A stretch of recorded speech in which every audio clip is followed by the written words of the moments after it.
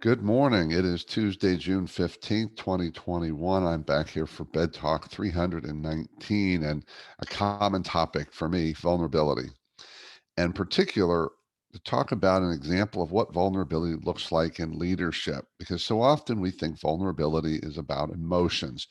And sometimes it is, but usually it isn't.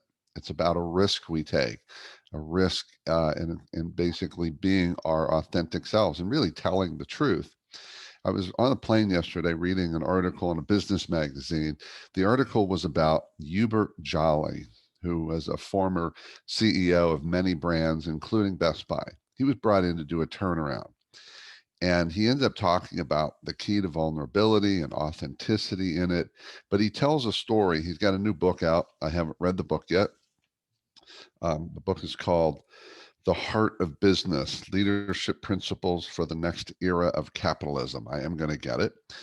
But in the book, he tells a story about Alan Mulally. Now, Alan Mulally was brought in to be the CEO of Ford when Ford needed a turnaround. And the story goes that Alan's in a meeting with his key people and he's asking them how each group is doing. And every group says they're doing well. Well, Alan points out that but the company's losing billions of dollars. How can everybody be doing well? Because apparently the culture was people were not willing to acknowledge that something in their area was not going well. And as the story goes, they were talking about a gentleman, one of the executives who ran Ford's America's operations, later became the CEO. His name is Mark Fields. He was the first one to speak up and acknowledge he had a problem. And as the story goes, they described that as vulnerability. And the people in the room were thinking, oh my God, he might get fired for this, for acknowledging that there's this issue in his group. But instead, Alan Mulally starts to clap, to applaud him, to basically say, that's what we need. And then proceeded to ask the question, which is, you know, is who can help Mark here? What's our solution here? So often we have created cultures, whether it's on purpose or not, where the expectation is everybody will always get it right. And we know that doesn't happen.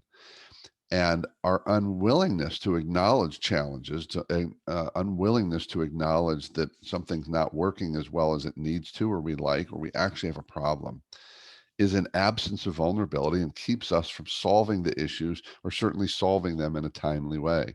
So, one simple act of vulnerability is the willingness to say, hey, I could use some help here. I could use some help here. That seems like a small thing.